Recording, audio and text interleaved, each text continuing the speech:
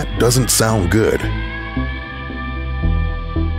You survived catastrophic disasters in previous episodes like tsunamis, landslides, and hurricanes. But this time, the entire world is at stake. An all-out nuclear war has erupted. Countries are launching attacks and others are retaliating. What should you do to get out of this world-ending scenario? Get inside, because here's how to survive a nuclear apocalypse. Right now, 9 countries are in possession of nuclear weapons. If any one of them launched even one of the almost 15,000 nuclear warheads in the world, it could cause a wave of chaos and destruction. A blast from a 1 megaton warhead would vaporize anything within 1 kilometer from its center. All of the buildings within 7 kilometers would collapse from a blast of air. Anything in a 12-kilometer radius would be hit by a thermal blast hot enough to cause third-degree burns. Ouch. And you better look away, because everything within 20 kilometers would be hit with a flash of light. It isn't too dangerous, but it could cause you to go blind for a few minutes. What should you do when you hear the sirens? Why would fleeing be a bad idea? And how could you survive the fallout? I know surviving a nuclear apocalypse may sound like a daunting, impossible task, but here's a few tips on how to get through the initial blasts and the aftermath. Step 1. Hide. The sirens are blaring and everyone's in a panic. Better act fast, because you could only have a few minutes before impact. Your first instinct might be to evacuate and get as far away as possible. Hate your Monday morning commute? Well, imagine that, but much, much worse. The roads will likely be jammed with everyone trying to get out. This is a traffic jam that you wouldn't want to be caught in. You'll be a bunch of sitting ducks, and you can probably picture the rest. Your best bet is to hunker down and find shelter. If you or your neighbor have a bomb shelter, well, you don't need me to tell you where to go. If there are any underground subways nearby, go there. They're some of the safest places to withstand an incoming nuke. But if there aren't any subways nearby, try to find the largest cement building.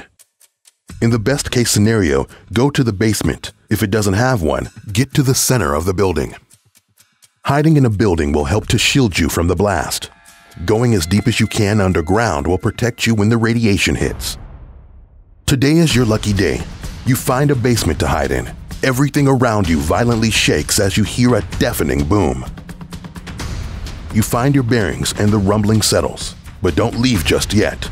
It's still incredibly dangerous outside. Step 2. Wait it out. If you head out now, you'll be facing nerve-searing heat and a whole lot of fallout. In as little as 15 minutes, radioactive bits of dirt and debris will start to fall from the sky. Soon enough, everything outside will be covered in irradiated dust. Coming in contact with this stuff can quickly induce radiation poisoning, which is a terrible way to die. Try to stay inside for at least 72 hours. After that, it will be safe for you to venture out. While you're in there, stockpile any packaged food, bottled water, and first aid supplies that were left inside the building. They'll not only help you get through these 3 days, but anything that you have left over will be handy to help or trade with other survivors. Speaking of trading, you might try saving as much money as you can. You'll never know when you have to dig into your emergency funds for an apocalypse. The thing is, if a nuke causes society to collapse, your money will pretty much be useless. But do you know what will stay the same while the dollar will lose its value? Gold. If times are feeling a little unstable, it's a good idea to invest in precious metals. You'll be able to hold on to your wealth once society bounces back from the devastation. And who knows, gold could be the most valuable resource during an apocalypse. If you're in the market for a hedge against a nuclear apocalypse, you should head over to the sponsor of this video, jmbullion.com. JM Bullion is an easy-to-use, discreet, and accredited physical precious metals retailer. With over $4 billion in revenue and over 2 million orders shipped, JM Bullion is one of the largest, most respected online retailers of physical gold and silver products in the world. You turn on your phone to call for help, but the internet and your phone service is knocked out. You can't stay here forever. It's time for you to explore this new radioactive world. Step 3. Look for information. You take a step outside. The world you once knew is now a wasteland. But don't stop and stare too long. Time is of the essence. The longer you're in contact with radioactive material, the more it will affect your body. Search nearby buildings for a radio. It's crucial to get information in a time like this. You could find help, learn where the shelters are, or figure out if there will be any more attacks.